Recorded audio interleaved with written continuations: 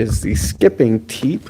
Yeah, so go ahead and leave comments, guys. Ask questions. How's it going, Ryan? Hey, Ryan. So one of my favorite strikes is a skipping teep. It's extremely powerful, really sends the person backwards. So let's take a look at it. Where a lot of people make the mistake is they try to chamber it. The way that I like to do this is we're going to lift our leg as if we're bringing a pole in between us, and then we're stabbing them with it. Let's see if you can see. All right. So I'm not chambering my leg. I'm bringing my leg up and out, filling the space in between, and then skipping off of the back leg. So you can really launch people with this. Again, it's not a chamber. I'm bringing the leg up and bringing my body momentum and energy through. I always like to strike with the soles of my toes. So if you go up onto your tippy toes, you'll feel your calf and your entire leg lock out. That's going to be striking force. So if I go heel, everything in my leg loosens. If I'm extending on my feet and extending my calf and flexing my calf, everything's gonna lock. And that's gonna transfer the energy through. You'd rather hit somebody with a steel pole than a pool noodle, right? So we're gonna flex everything. We have space, we can chamber, show, and then bang, right up the middle. The extension on this, again, is not a chamber. We're gonna extend a lot like we're throwing a knee. So the hip rotation, the hip extension is actually where we're getting the power from.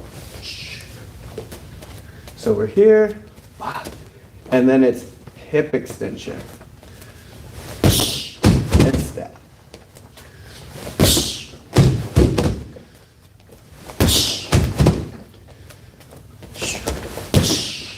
That one's a chamber. All right. Taking the space in.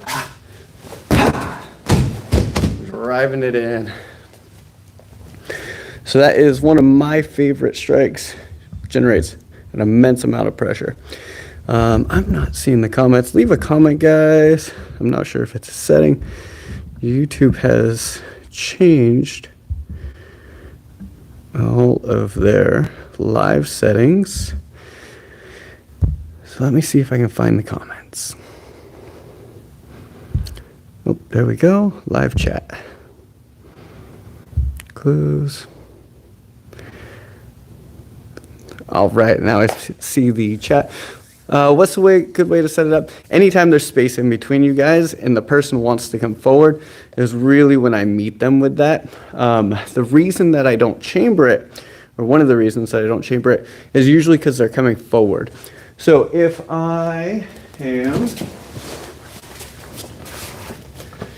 they're coming towards me and I chamber, by the time that I get my chamber up, they're probably going to be closing the distance, and then it's going to be looking more like this than it is going to be out here.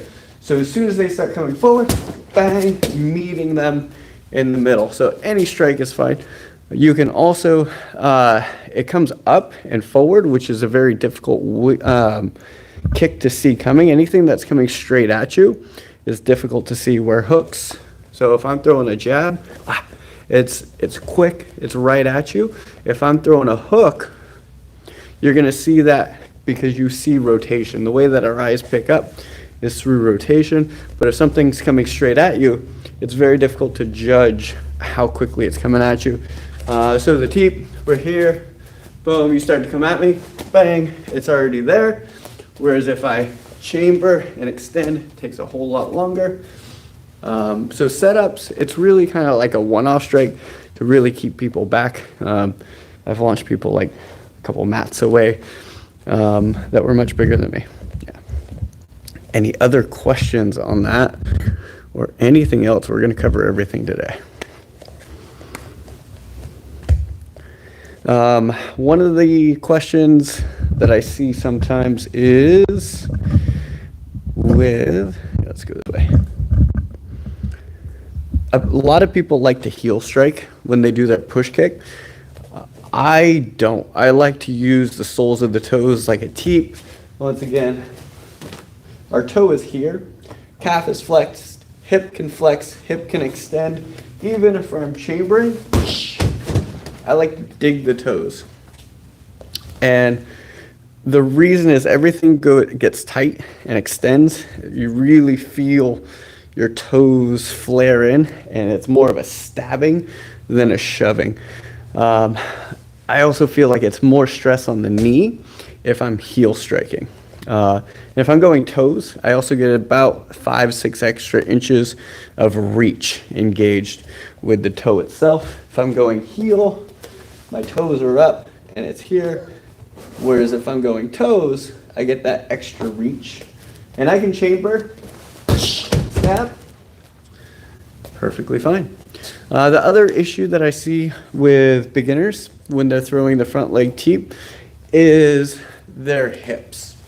So hips are very important. A lot of times when you see people first start, they'll have this hunched over motion, and then their kicks are really low. And the reason that their kicks are really low is if I'm hunched over and I try to pull my knee up, I can only go so far. So what you'll see is they'll go here, and then they'll go like this. But if I keep my shoulders back, posture in, now I'm rotating my pelvis up, so I'm tucking my butt underneath, and now I can drive power off my back leg.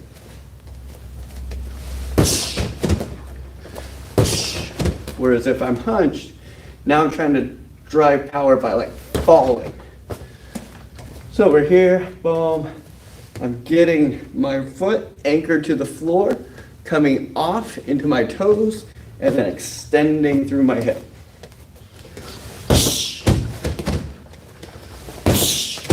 If I'm leaning forward, you won't get any power off of it. So really open up your hips, rotate your pelvis up, get your shoulders at least equal to your hip line. We want to be here. Here's okay. We don't want to be too far back because then we're going over. But as soon as I start to crowd my hips, I'm not actually punching with rotation or forward. I'm punching down and trying to compensate with my shoulders. So we're here. Extend, drive off your back foot. Any questions on that, guys? Delivering that power through your back leg all the way through the toes on the kicking foot. All right, we got a couple legs, couple people in here. Any problems that you guys are facing? Can be punches too. We're going to cover it all. Stepping jabs, stepping 1-2s. Let's look at our stepping 1-2s. So stepping jabs, a lot of people know about. In kickboxing, I don't really want to turn my foot when I do my stepping jab. Make sure you guys can see my feet. If I'm turning my foot when I'm jabbing in kickboxing or Muay Thai, that leg is going to get lit up. So I'm just going to step straight forward. We're here. Jab. Now what a lot of people do is they leave their back leg behind. And when they leave their back leg behind, we're going to lose reach. As soon as I bring my back foot forward, look at all that space that I've just gotten. All that range, all that distance, step jab. I might be able to get there, but now I'm going through it. So we're here, stepping jab, stepping 2. Knees rotating, hip rotates.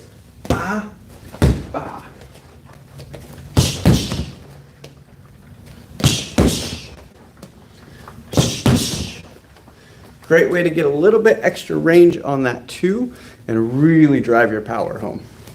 One more time.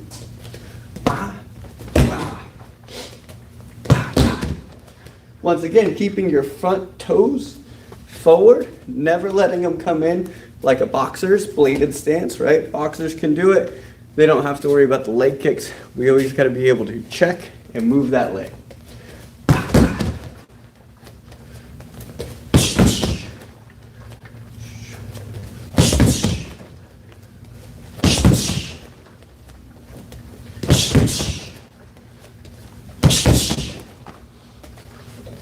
Right. check the comments, see if we got anything more. Welcome in, guys. Right, yep.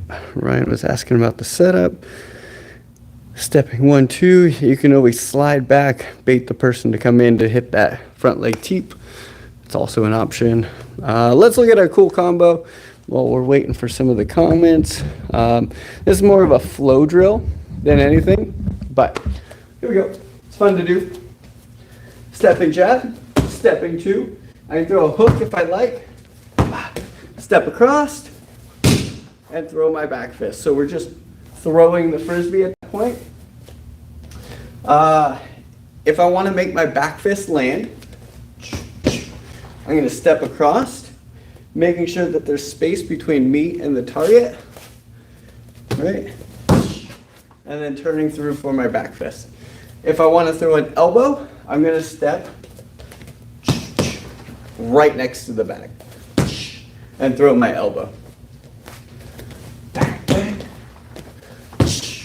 So these are a couple cues that you can use in order to judge the distance before you throw your spinning elbow or your spinning back fist. If it's a person, you're almost stepping on their toes, you're so close for the elbow. And then the other piece on this, across, throwing, is my right foot is not going to follow when I throw the back fist. So here, I'm not going to move my back leg forward when I throw my back fist. I'm going to lock it into place, bang, bang, stepping across, set my feet, turn, throw the frisbee. And the reason for this is the bag doesn't move. So if the bag's not moving, I don't need to follow it. Now, if this was with a partner, and I'm going, boom, I step across, and I see that they slide backwards, I'll change the distance with the back step. But because the bag doesn't move, we don't have to change range. Now, because we're on a bag and we're having fun, let's add a follow through. So after my back fist, I can unwind, or I can choose to pull through. Let's see it on Bob. So we're here. 1, 2, step across, back fist, and then I'm going to pull my leg between and follow through. If I did a elbow, now I'm going to throw a knee instead of a kick. Here, here, step on the toes, bang, pull through, right into our knee.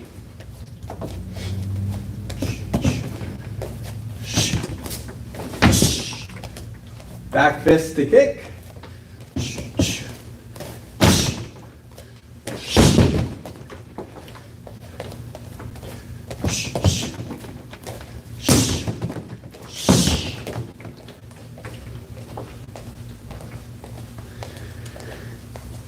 Those ones are fun.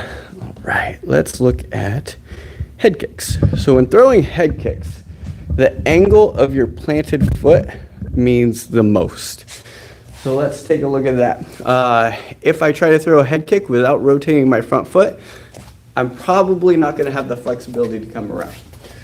So if I'm here, I'm always turning my foot out for my round kicks anyway, but the higher I go, the more this leg needs to spin behind me, especially if I'm trying to get over the shoulder. The angle in which I'm kicking matters a lot. If I'm coming up, I'm going to get stuck on shoulders. So I need to bring my knee up and out, and then swivel it over.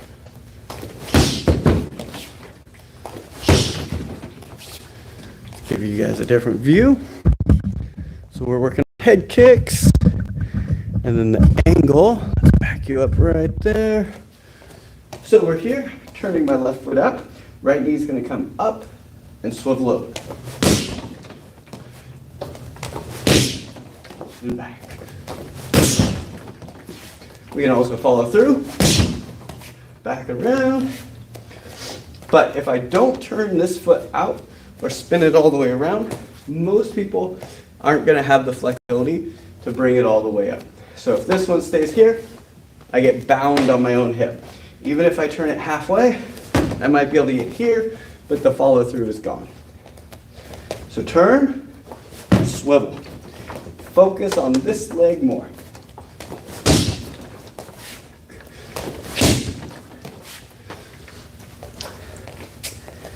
This is interactive, guys, so leave a like and a question or a comment.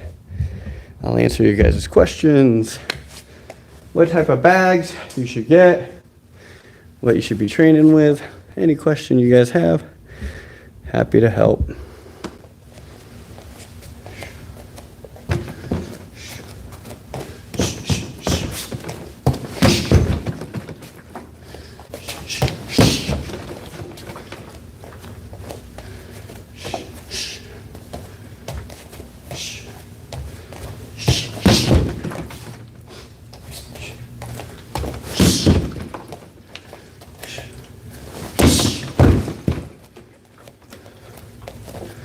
Back the camera. Go for about 3 more minutes.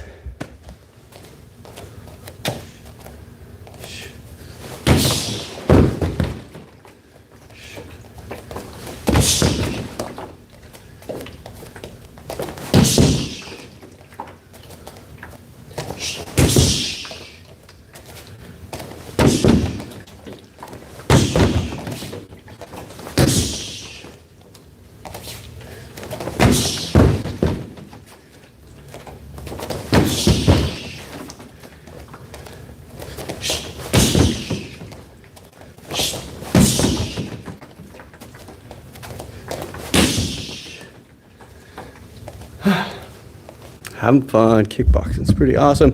Leave comments. Ask questions.